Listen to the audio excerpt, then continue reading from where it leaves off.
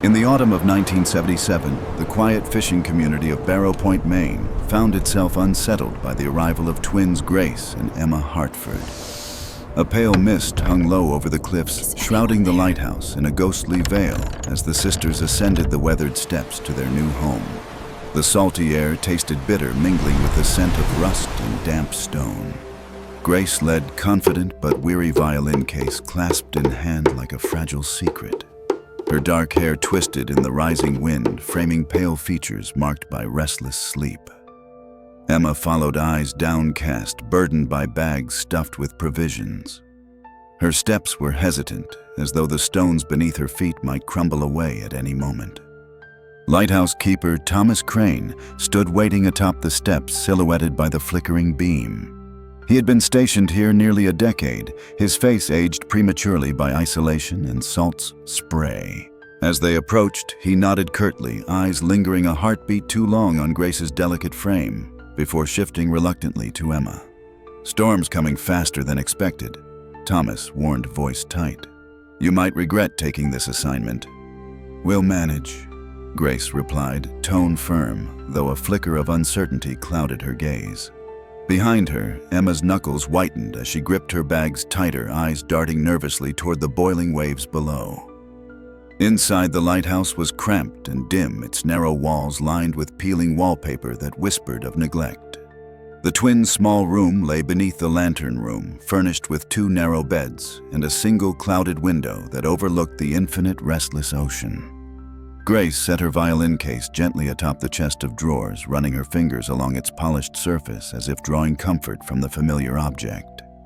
Emma unpacked quietly, tension tightening her shoulders each time thunder growled from afar.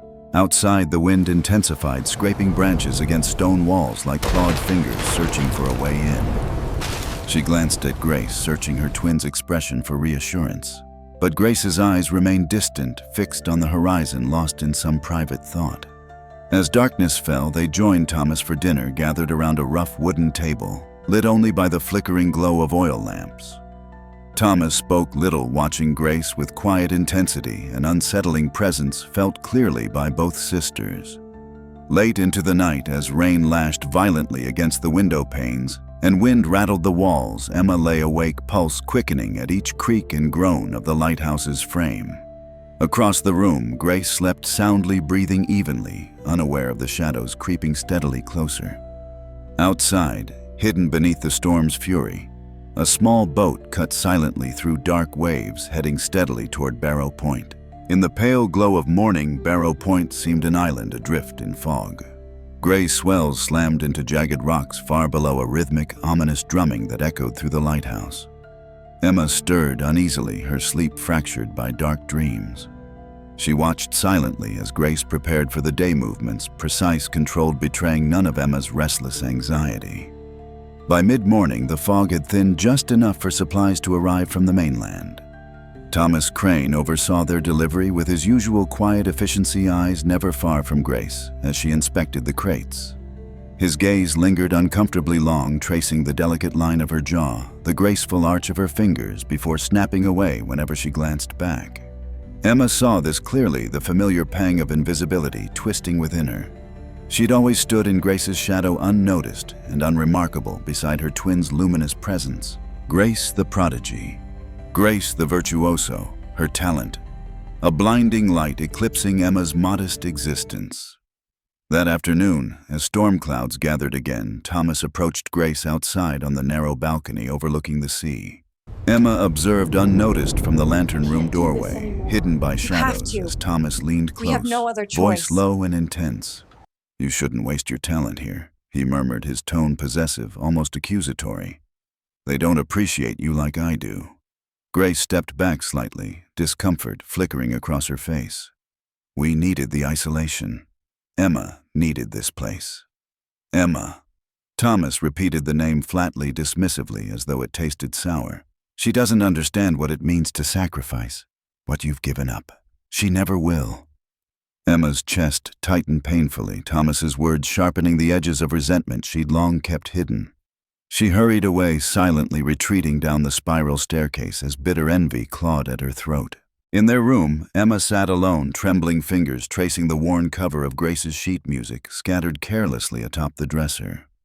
She imagined Thomas's whispered praise, his protective tone reserved only for Grace, the admiration she herself would never receive.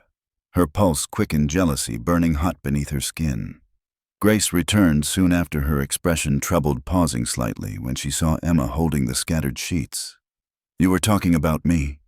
Emma's voice wavered, thinly veiled hurt beneath forced calm. Grace hesitated, choosing words carefully. "Thomas, he's overly concerned. I told him." "You told him I needed isolation?" Emma interrupted bitterly, the quiet accusation slicing sharply. "Did you also tell him I'm the reason we're trapped here?" Grace exhaled slowly, eyes darkening with a hidden storm. She looked away, unable or unwilling to answer.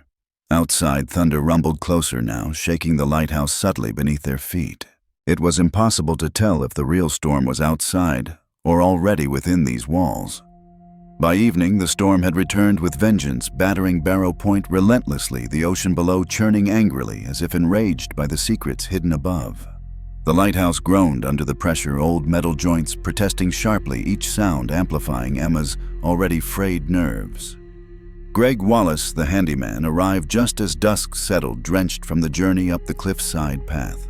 Greg had always seemed innocuous enough, shy, quiet, perpetually hunched beneath his rough wool coat, but his eyes, pale and watchful, followed Emma with unsettling steadiness.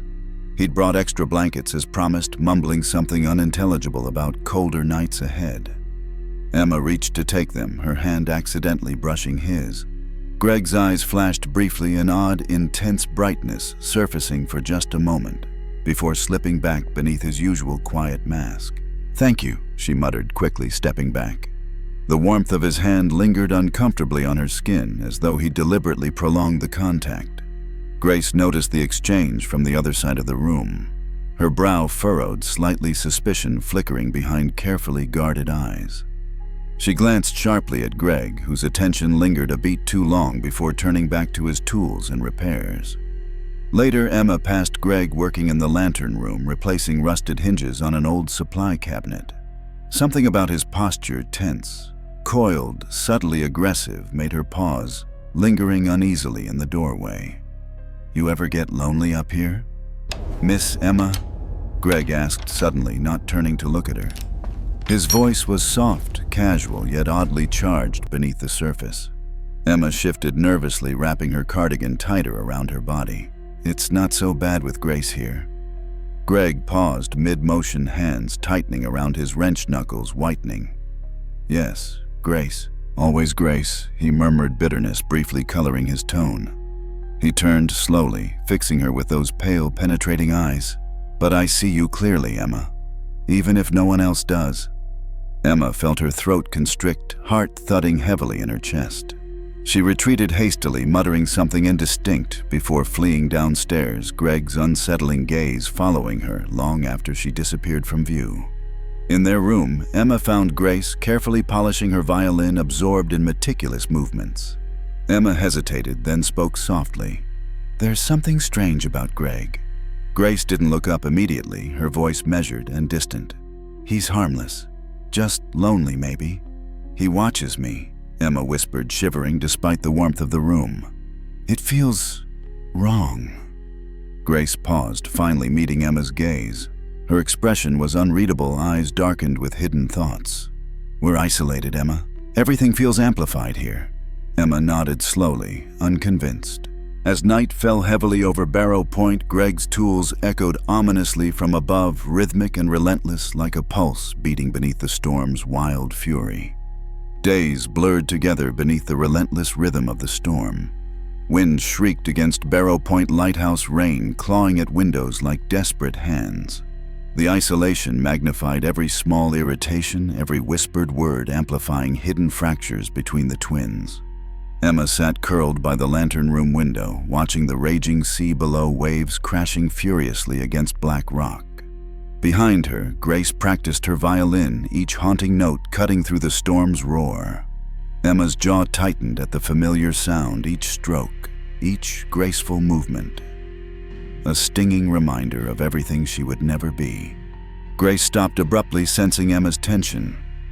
"What's wrong?" she asked softly, setting her bow aside. "Nothing." Emma lied, forcing neutrality into her voice, though bitterness crept in anyway. "You play beautifully, as always." Grace studied her sister quietly, eyes shadowed. "You used to love hearing me play." Emma turned away sharply, voice dropping low. "I used to believe it would help me feel close to you." Grace stepped closer, cautious, sensing danger. What changed Emma's laugh was humorless, tight. "You became untouchable. The famous Grace Hartford, star violinist. And I remained invisible, just your shadow." Grace reached out gently, her voice soft, but edged with frustration. "Emma, that's not fair. I never wanted fame to come between us." Emma pulled back sharply. "You didn't stop it either. You never even noticed." The accusation hung heavy between them. Grace stood still, stunned into silence. Outside, lightning briefly lit the sky, painting stark shadows across Emma's tense features. "You know what hurts most," Emma continued bitterly. "Even Thomas and Greg, strangers who barely know us, see only you. You can't even imagine how lonely that feels." Thomas' Grace stiffened visibly. "He's obsessed, Emma. It's not admiration. It frightens me." Emma scoffed quietly. "At least you're seen." Grace's eyes flashed sharply, wounded pride twisting her expression. "Do you think I asked for this? The concerts, the crowds, the endless pressure, I sacrificed everything to protect you from it." Emma laughed harshly. "You protected yourself. Admit it, you liked leaving me behind. I was just baggage, the ordinary twin dragging you down." "Emma, stop pretending." Emma's voice cracked, finally releasing years of resentment. "I'm tired of feeling invisible, of feeling worthless beside you." She turned and fled down the stairs, leaving Grace alone beneath the wavering lantern's glow. Thunder crashed violently above, shaking the lighthouse, underscoring their ruptured bond. Hours later, Emma sat huddled on the lowest landing, tears drying slowly on her cheeks, listening to the storm. She didn't notice the faint creak above the sound of footsteps retreating softly unnoticed back into the shadows of the lantern room. The storm reached its peak that night, wind howling through cracks in the lighthouse walls like a living beast.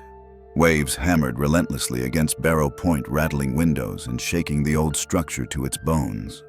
Thomas, ever vigilant, strained to keep the beacon steady, eyes narrowed against the chaotic darkness. Greg huddled in his small cabin, murmuring quietly, lost in uneasy dreams. Morning broke gray and pale, bringing no relief, just a subdued, oppressive silence.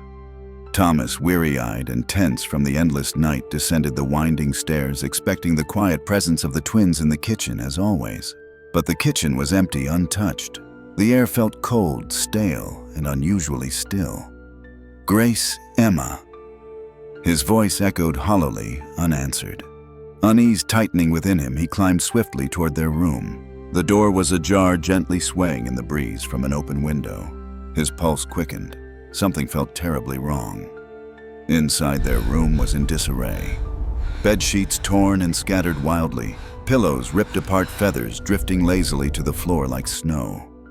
Grace's violin lay discarded on its side, string snapped, bow splintered violently. Emma's favorite cardigan hung loosely over the back of a chair sleeve, torn and stained with what appeared to be blood. Thomas stood frozen, heart-hammering eyes wide in shock. He moved slowly, numb, toward the stained fabric, fingers trembling as he touched it gently. Fresh blood. Panic surged hotly, and he spun quickly, running downstairs, voice rising urgently. "Greg, get up here. Something happened." Greg stumbled inside, minutes later, eyes wide, face pale beneath disheveled hair. "What's going on?" "They're gone," Thomas said sharply, his voice brittle, edged with accusation. "Where were you?" "In my cabin." Greg stammered, gaze darting nervously around the chaotic room. "All night, Thomas, I swear." Thomas's jaw tightened, suspicion sharpening his features. "Someone knows what happened here." Silence thickened heavy with mutual distrust. Thomas's eyes narrowed dangerously. "We need help. Go signal the mainland. Tell them the girls vanished." Greg hesitated briefly before nodding, retreating hurriedly down the stairs. Alone, Thomas's gaze lingered darkly on the room. His breath, hitched eyes drawn involuntarily to Grace's shattered violin. His fingers curled into fists, nails biting deeply into his palms. Outside, the storm's final remnants lingered, wind whispering softly across Barrow Point as though mourning the twins' disappearance. Waves lapped quietly against the cliffs below, carrying away secrets too dark to voice. Miles offshore, beneath the dim, uncertain daylight, something small and delicate bobbed gently on the tide, drifting further and further from shore, waiting patiently to be discovered. Days after Grace and Emma vanished, whispers began to drift through the nearby village, wrapping around Barrow Point Lighthouse like tendrils of fog. With the storm now past, the community surged into anxious activity, organizing search parties and combing the rocky coastline. But with every empty shoreline and unyielding silence, suspicion turned sharply inward, settling first upon Thomas Crane. Thomas felt the weight of their stares each time he ventured into town, quiet murmurs halting as he passed. His own fear and guilt gnawed relentlessly, fraying nerves already stretched thin by isolation. As investigators arrived from the mainland, eyes narrowing and questions sharpening, Thomas's unease deepened. Inside the lighthouse, the investigators searched methodically, eyes clinical and detached, cataloging every scattered clue. One detective, Marion Holt, found herself lingering on Thomas's meticulous journals tucked carefully away beneath floorboards in his private quarters. Page after page revealed his obsession with Grace, documenting her every movement, her every glance. The language was possessive, almost fanatical, his fixation undeniable. Thomas explained this. Detective Holt's voice was calm, carefully neutral as she placed the journals before him. Thomas paled, his voice trembling slightly. I admired Grace's talent. Her music, it comforted me. Comforted, Holt echoed, skepticism clear in her measured tone. These writings suggest more than admiration. They suggest jealousy, anger even. Thomas shook his head violently. No, never anger, only concern. Emma resented Grace's talent. She was becoming unstable. You've accused Emma before, Holt pointed out quietly, glancing at her notes. You reported their arguments multiple times. They argued constantly, Thomas insisted, eyes pleading desperately for understanding. Emma hated Grace's fame. She envied everything about her sister's life. Yet, it's your handwriting, Holt noted, flipping pages slowly, her gaze cold and penetrating, that suggests an unhealthy attachment. Obsession can be dangerous. I didn't hurt them. Thomas's voice cracked, desperation breaking through. You don't understand. I tried to protect Grace. Emma was dangerous. Detective Holt exchanged a brief glance with her colleagues before motioning quietly. We'll need you to come with us, Thomas. Thomas stared in disbelief as handcuffs clicked tightly around his wrists. His gaze darted frantically toward Greg, who stood silently at the edge of the room, pale and unreadable. Greg, Thomas begged hoarsely, desperation choking his voice. Tell them I never harmed anyone. Greg said nothing, expression neutral, watching quietly as Thomas was led away. Outside, townspeople clustered in grim silence, judgment clear in their narrowed eyes. Thomas's reputation was already sealed, the obsessive keeper whose jealousy had finally erupted into violence. But inside the lighthouse, unseen and overlooked, small, faint scratches marred the wallpaper near the stairs, cryptic marks missed by everyone, quietly hinting that the truth was far darker and still hidden within Barrow Point. With Thomas confined and suspicion firmly set, the community exhaled, slightly comforted by the idea they'd found their culprit. Yet Detective Holt remained unsettled, a quiet unease lingering at the edges of her thoughts. The puzzle felt incomplete, pieces still scattered just beyond view. She turned her attention toward Greg Wallace, the quiet handyman whose mild demeanor masked hidden depths. Holt approached his small cabin at twilight, the day's waning light casting eerie shadows across Barrow Point. Greg emerged cautiously, wary eyes flicking between her and the lighthouse looming darkly behind. Just routine? Holt assured calmly, voice deliberately gentle. I have a few questions. Greg nodded silently, stepping aside to let her in. The cabin interior was sparse, neat, yet somehow oppressive, the air heavy with a scent Holt couldn't quite place. Damp wood rust and something else. Something sweeter, vaguely unsettling. As she questioned him, Greg answered politely, voice measured, careful.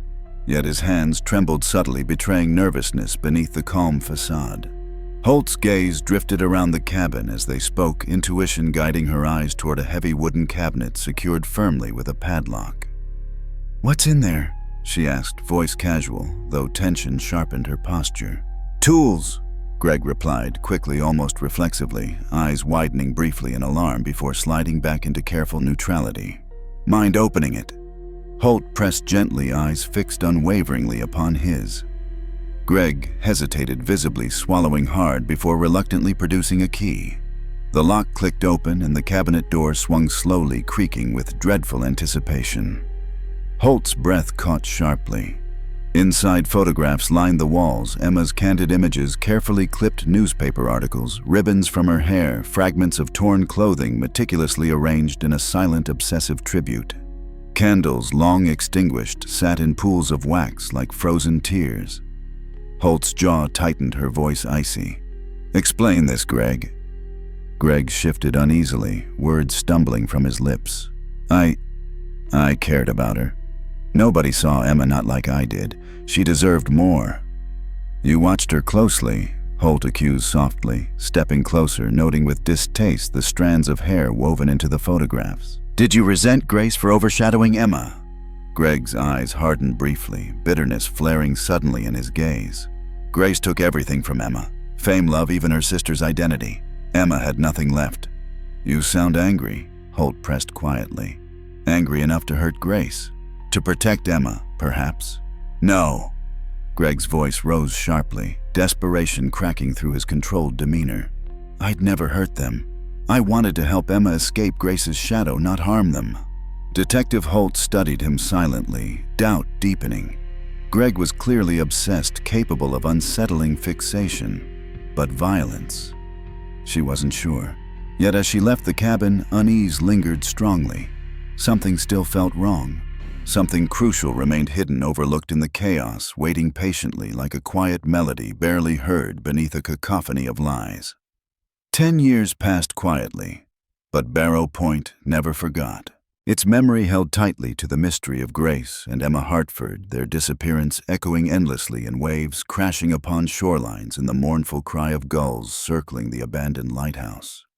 In the late summer of 1987, fisherman Bill Parsons hauled his nets aboard under a pale morning sky. The sea lay calm, gently breathing beneath his boat's sunlight flickering softly across the waves. Among the usual catch and debris lay something delicate, an ornate, weathered music box, salt-crusted and tarnished, but clearly valuable, floating as if gently delivered by the tide itself. Curious, Bill turned it carefully in his calloused hands, fingertips tracing intricate engravings worn by years beneath water. Tiny letters emerged barely legible beneath layers of corrosion. He squinted closely, whispering softly the cryptic lyrics etched onto the metal, "Between two hearts." The darkness spun one hidden truth. One lie begun. Envy whispered shadowed pain in silence lost forever chained. A chill seeped through Bill's bones, recognition dawning heavily. He hurried ashore, delivering the strange relic to Detective Marion Holt, whose gaze darkened with renewed intensity upon seeing the box. Her hands trembled slightly as she carefully lifted the lid, releasing a haunting melody, a gentle, sorrowful tune, resonating like a voice long silenced. "It belonged to Grace Holt," murmured softly, voice tightening. She was known to compose small melodies, to calm Emma's anxiety. Her finger traced the engraving again, eyes catching something else faintly etched in the underside, almost hidden, a single letter, G. Grace Holt whispered, heart quickening as possibilities shifted within her mind. Until now, she'd always seen Grace purely as a victim, but this small, deliberate clue felt chillingly purposeful. Her investigation reopened swiftly, eyes and whispers returning to Barrow Point Lighthouse. Questions multiplied, reshaping old suspicions. Could Grace herself have orchestrated their disappearance, manipulating events to punish her sister's envy? She stood again in the twins' abandoned room, the air stale, heavy with silent secrets. The shattered violin still lay untouched, symbolic of Grace's broken bond with Emma. Her gaze lingered on the wall, eyes narrowed on faint, unnoticed scratches. She leaned closer, tracing them slowly with her finger, not random markings, words partially hidden beneath peeling wallpaper. "Forgive me, Emma." Holt stepped back, breath catching sharply. The melody from Grace's music box lingered in her ears, a ghostly echo haunting the silence. For the first time, she glimpsed the shadowy heart of this mystery, a secret twisted by jealousy, betrayal, and calculated cruelty. Grace, talented, beloved Grace, might have vanished willingly, leaving a trail of bitter breadcrumbs to punish everyone who had envied or misunderstood her. Outside, waves whispered mournfully, carrying the memory of two sisters, one lost, one hiding, and a truth drifting quietly toward the shore. The music box's discovery ignited the townspeople's curiosity, once more pulling whispers from the shadows, resurrecting old fears and fresh suspicions. Detective Holt, consumed by renewed urgency, returned to the aging archives of Barrow Point's small police station, seeking clues previously overlooked. Hidden among boxes marked as inconsequential evidence, she found something remarkable: a faded diary wrapped tightly in plastic. Emma's neat handwriting covered the worn pages, each word meticulously crafted, heavy with emotion. Back at her desk, Holt began to read, feeling as if she'd opened a hidden door directly into Emma Hartford's troubled heart. September 12, 1977. Everyone sees Grace as perfect. The prodigy, the golden girl. I love her, but sometimes I hate her just as fiercely. Why can't they see me? October 4th. Grace told Thomas we came here because of me, because I needed isolation. She makes herself sound like the saint enduring loneliness to save me from my inadequacies. Does she even realize the humiliation? October 14th. Greg is different. He sees me clearly without Grace's shadow, but his obsession frightens me. Is it real attention, or am I just another fixation? October 29th. Grace's violin mocks me constantly. She says she plays to soothe me, but every note cuts deeper. Thomas watches her endlessly captivated. Even Greg's eyes wander to her when he thinks I'm not looking. I hate feeling invisible. The pages continued a slow descent into envy, bitterness, and resentment, words spilling Emma's heartache clearly onto paper. Holt's chest tightened, sympathy mixing with wary suspicion. The diary painted Emma less as a victim, more as someone wounded and dangerously desperate. She read further, arriving finally at the last entry's raw, hurried ink smeared by tears. November 3rd, Grace confronted me tonight. I told her the truth, that sometimes I wish she would vanish just long enough for anyone to finally see me. Her eyes grew cold, hard. She didn't speak, just stared as if she'd never known me at all. November 5th. The storm is relentless. Grace won't look at me. Thomas and Greg seem tense, different. Something terrible feels near. Grace whispers to herself when she thinks I'm asleep. Strange, haunting melodies. She frightens me. The diary ended abruptly, blank pages stretching silently afterward. Holt stared numbly, the realization dawning that Emma was not merely an envious sibling. She'd been trapped in Grace's shadow, quietly tormented, perhaps driven to something drastic. But Grace's silent responses, her withdrawal, cryptic melodies, the odd engraving now seemed increasingly sinister, deliberate. Holt exhaled slowly, heart racing. Grace had not merely vanished. She'd carefully staged this disappearance, a calculated act of cruelty, designed to punish Emma's envy. The diary was only another breadcrumb intentionally left behind to deepen Emma's torment and keep suspicions forever twisting inward. Outside, darkness crept quietly over Barrow Point, shadows deepening once more beneath the lighthouse's haunted gaze.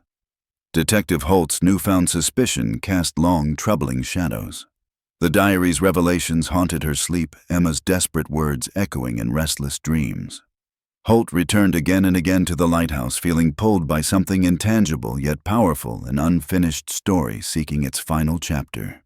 Late one evening, alone beneath the wavering lantern's glow, she once again examined Grace's broken violin, now encased in dust. Her fingertips traced the splintered wood, feeling an odd irregularity beneath the shattered bridge. Curious, she pried gently, heart-pounding, as wood cracked softly, revealing a hidden compartment. Inside lay thin, delicate pages covered in Grace's precise, almost obsessive handwriting. Musical notes crowded margins alongside cryptic annotations, each sheet a fragment of an unsettling puzzle.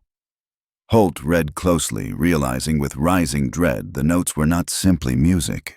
They were psychological instructions carefully crafted to unsettle, manipulate, and unravel.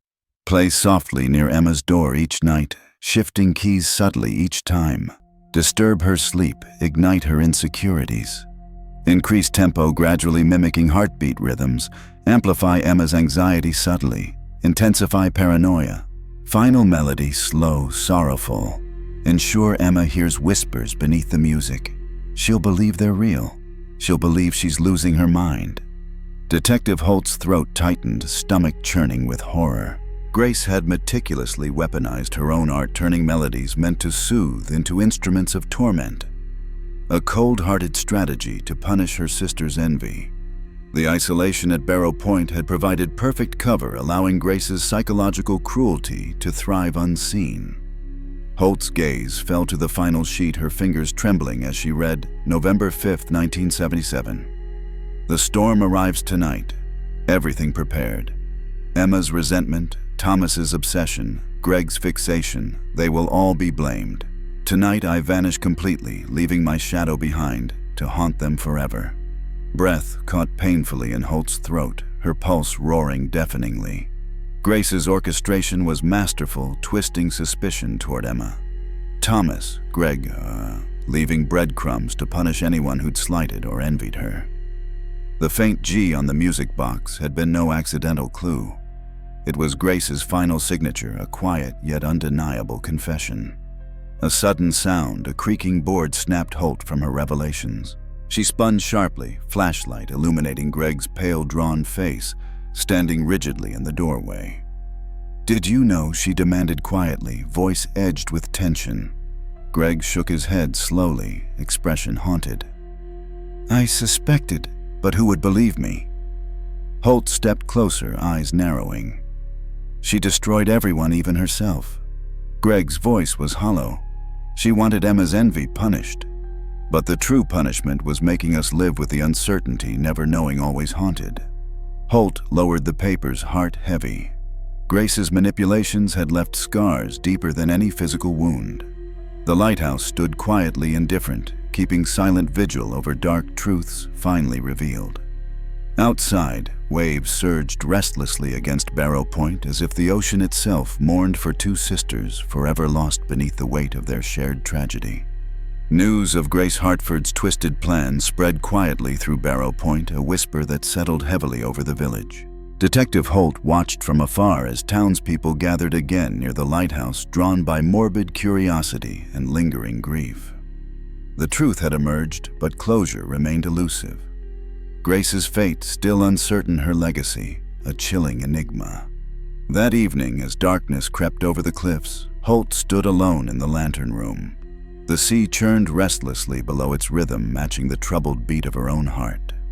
She'd spent hours poring over Grace's composition, searching desperately for any hint, any overlooked clue to her final act. The wind shifted suddenly, whispering through open windows like a sigh. Holt turned sharply, eyes drawn instinctively to a shadowed corner, realizing abruptly that something had moved, a hidden panel barely ajar, gently swaying. Her pulse quickened. She crossed quickly, gripping the aged wood and pulling carefully. The panel opened slowly, revealing a narrow, hidden alcove untouched for years. Holt's flashlight pierced the darkness, illuminating the small space. Her breath caught painfully, chest tightening at what lay inside a solitary wooden chair, dusty and brittle, beside a small table, where sat a final music sheet carefully arranged as if awaiting discovery. Approaching slowly, Holt lifted the delicate paper, her eyes widening as she read its title, Sonata for Emma in Memoriam. The notation was flawless, hauntingly beautiful, yet saturated with grief. Grace had poured every remaining ounce of her tormented soul into these notes, each line resonating with sorrow, regret, and something darker, remorse. At the bottom, written faintly in Grace's trembling hand, were final words intended only for Emma. "I wished only to escape, to punish your envy.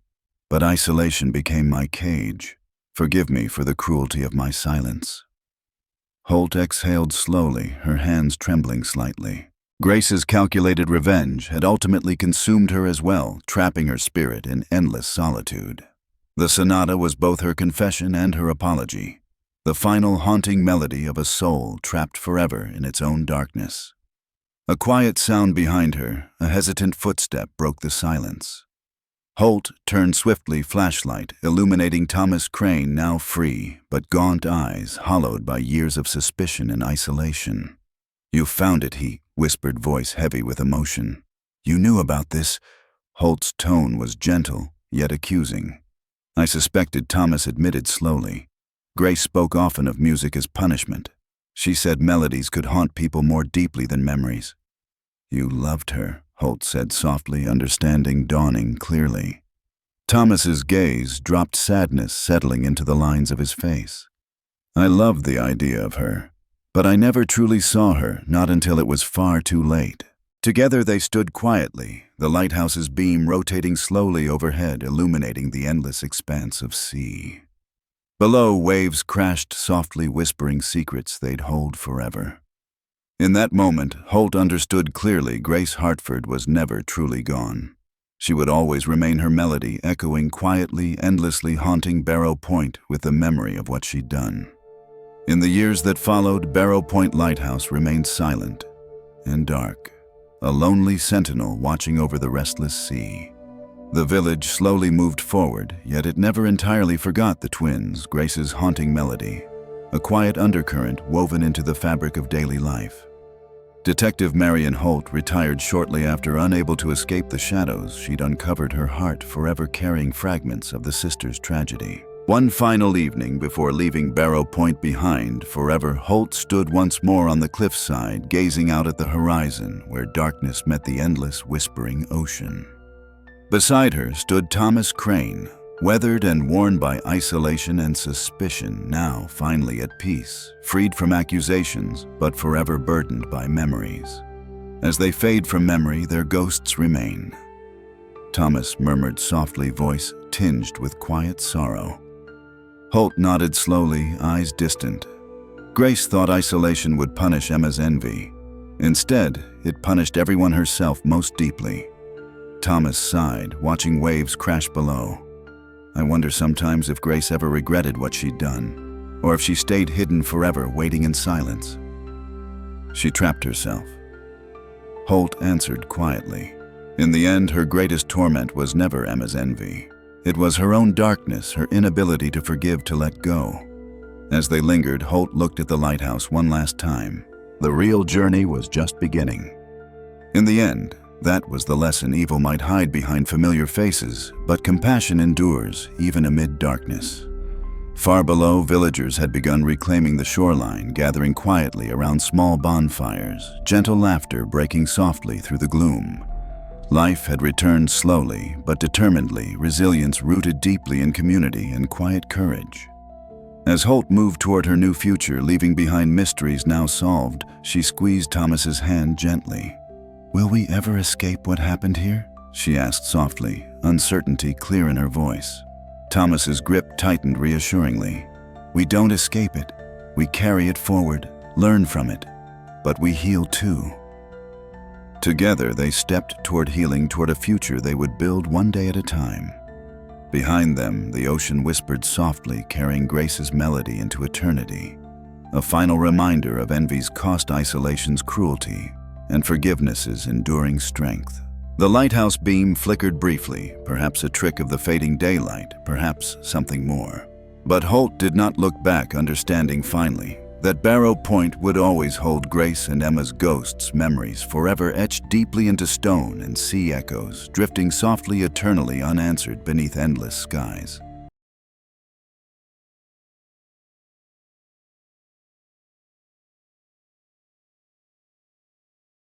Thank you for listening to Brody's Stories.